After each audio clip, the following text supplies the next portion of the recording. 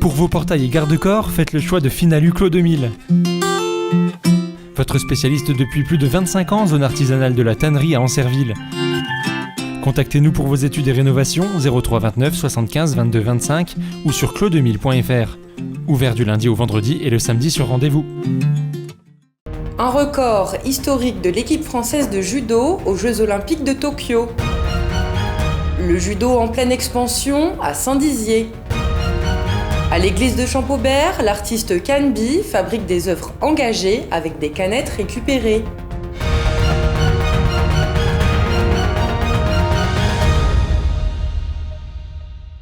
Bonsoir à toutes et à tous et bienvenue dans votre journal week-end du samedi 31 juillet. Ouvrons cette édition avec cette médaille d'or de l'équipe française de judo, un record historique des Bleus qui viennent de remporter la première compétition par équipe mixte de l'histoire des Jeux Olympiques. Grâce à cette victoire en finale face au Japon, la délégation française assure 6 médailles d'or à Tokyo. À cette occasion, notre journaliste Laura Boinet a recueilli la réaction du père du bragard d'Axel Clerget. Écoutez. Cette médaille d'or d'Axel récompense tout le monde. C'est sa médaille à lui, mais c'est une récompense qu'il offre à tous les gens qui ont œuvré pendant 40 ans pour la vie du club. Ça va créer une dynamique, ça va donner un second souffle avec de nouveaux objectifs. Il a montré du grand judo, du grand Axel. Alors là, j'ai dit, ça y est, la machine en route, il était droit, il était concentré, il était lucide, il a combattu intelligemment. Et il a montré ce que c'était que le judo, mais l'intelligence du judo, la façon de mener un combat. Et la technique, évidemment, sans technique, on ne peut pas faire, c'est pas possible. Et alors là, contre le japonais, il a été énorme. Ça, c'était le deuxième combat en plus. Je pense que c'est ce qui a tiré les autres vers le haut. Ça fait 8-10 jours en gros, pour résumer, on ne dort pas.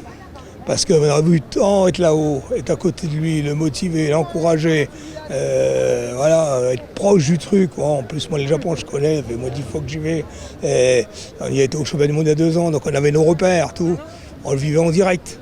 Alors là, on le voit à la télévision, pas pareil. C'est pas pareil. Mais bon, sur le championnat olympique, c'est le plus important. Ils se sont fait plaisir. Ils ont encore pas eu le temps de réagir, mais ils ont le coup de téléphone de Macron, le président de la République, qui les a appelés en direct dans le vestiaire. Qui leur a promis qu'ils allaient avoir la Légion d'honneur. Vous voyez, on n'est pas habitué le judo à tout ça. Même si on a un garçon comme Teddy ou Clarisse qui sont à très très haut niveau, mais en équipe c'est encore plus fort, ça a plus d'impact. La famille va se retrouver. C'est une grande page qui se tourne, c'est une page énorme qui se tourne, la famille. Du judo, toujours avec cet atelier d'initiation qui s'est tenu aujourd'hui sur la place de la mairie de Saint-Dizier. Adressé aux novices, cette journée leur a permis de découvrir une discipline en pleine expansion. Des images de Julien Voirin. Un atelier initiation au judo a eu lieu aujourd'hui, place de la mairie à Saint-Dizier. Axel Clerget en exemple, ils ont fait découvrir aux non-initiés cette pratique multimédaillée aux Jeux Olympiques de Tokyo, en même temps que la finale par équipe remportée par la sélection française. Alors le souhait c'est de faire initier les enfants et qu'ils puissent aller au mois de septembre dans les clubs gratuitement jusqu'au 31 septembre. On est une belle fédération pourvoitrice de médailles et pour moi taulière des JO de l'équipe de France.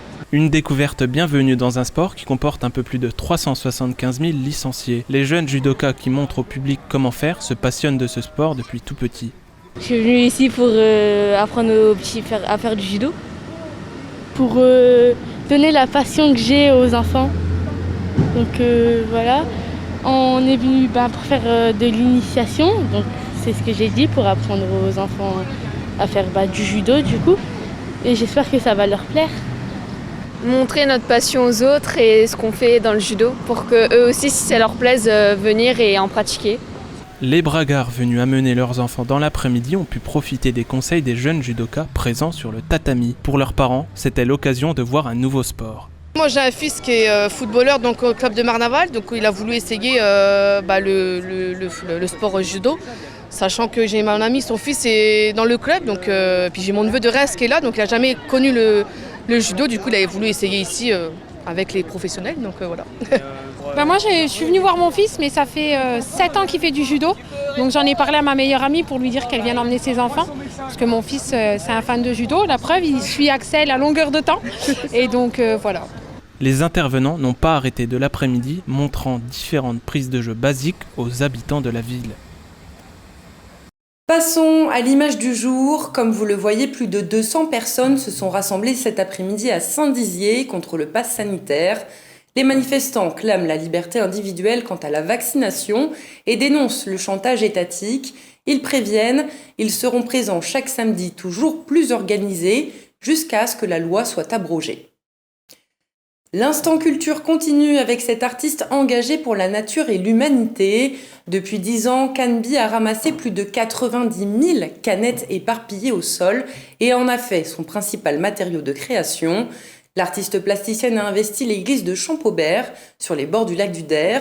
Durant ces 2 prochains mois de résidence, elle va consacrer son énergie à la création d'une grue cendrée géante. Julien Voirin et Lina Tran sont partis à sa rencontre pour en savoir plus sur sa démarche artistique. Regardez. À l'église de Champaubert, un papillon de près de 2,60 m orne la devanture de l'édifice. C'est l'œuvre de l'artiste Canby en résidence pendant 5 mois dans ce lieu si particulier. La créatrice a gagné l'appel à projet lancé par l'établissement public territorial qui gère notamment le lac du Der. Son œuvre intitulée -68% représentera une grue géante cendrée faite de canettes qui lui a permis de poser ses valises dans l'église. C'est une œuvre qui va donc représenter 32% d'une grue cendrée. Alors c'est un peu particulier, pourquoi 32%? C'est en fait pour symboliser ce qu'il reste des vertébrés en Europe. Donc en 50 ans, il y a 68% des vertébrés qui ont disparu. Pour de multiples raisons, principalement évidemment l'activité humaine. Donc en fait la grue va être dessinée et à l'intérieur ça fera comme le squelette de la grue cendrée. Cette plasticienne conçoit exclusivement ses créations avec une matière première, les canettes jetées et retrouvées dans la rue, mais aussi données par des passants qui l'ont croisée lorsqu'elle travaillait. Et là pour la grue cendrée, je n'utilise que le cylindre coloré.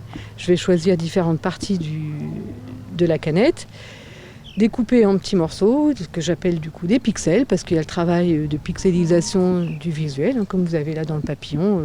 Vous voyez, c'est de la mosaïque de petits carrés. Quand vous regardez de loin, l'image est reconstituée comme des pixels d'une photo. Et donc agrafé sur un support, et l'ensemble sera proposé sur une bâche qui représentera le lac du Der. Les promeneurs sont surpris de voir des canettes et s'arrêtent volontiers pour en savoir plus sur son travail et son engagement pour l'environnement. C'est difficile à dire si ça fait plaisir ou si ça angoisse en fait. C'est un sentiment partagé quand même parce que d'abord c'est beau, évidemment. L'œuvre est belle, elle est touchante parce que c'est faire du beau avec du drame. Mais voilà, c'est un peu pris entre les deux. Cette création sera exposée de fin septembre à fin octobre avant de partir à Marseille dans le cadre du Congrès mondial de la nature de l'UICN, l'organisme de l'ONU chargé de la biodiversité. Tout de suite, vos prévisions météo de demain présentées par Alison Godefroy. Excellente soirée et à demain. Toute l'actualité qui vous concerne, à voir et ou à revoir dès maintenant sur puissancetélévision.fr et sur notre application mobile.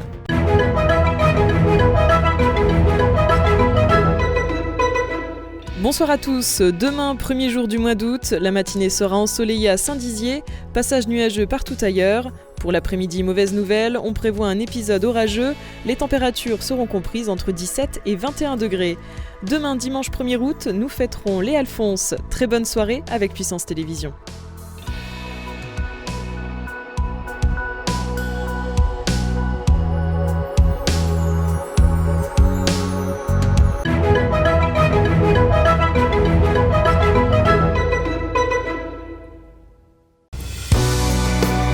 Évadez-vous cet été en regardant la météo des plages sur Puissance Télévision avec le lac du Der. Le lac du Der, la mer en Champagne.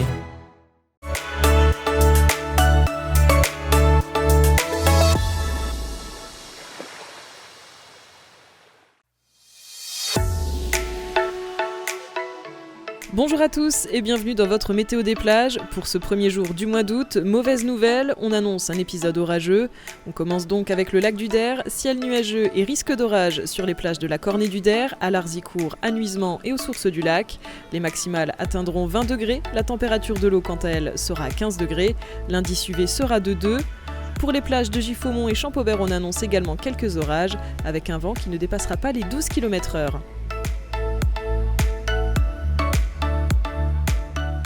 En Meuse, du côté du lac de la Madine, on annonce quelques averses. 21 degrés pour les plages de Heudicourt et Nonsard, 15 degrés pour la température de l'eau. L'indice UV sera également de 2.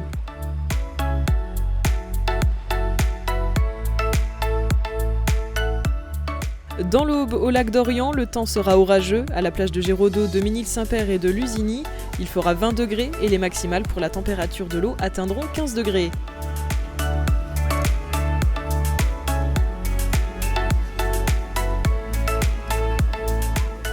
On termine ce bulletin météo avec le lac d'Amance et la plage de Dienville. Au programme de l'orage, il fera 20 degrés et l'eau sera à 15 degrés. C'est la fin de cette météo des plages. On se retrouve demain sur Puissance Télévisions.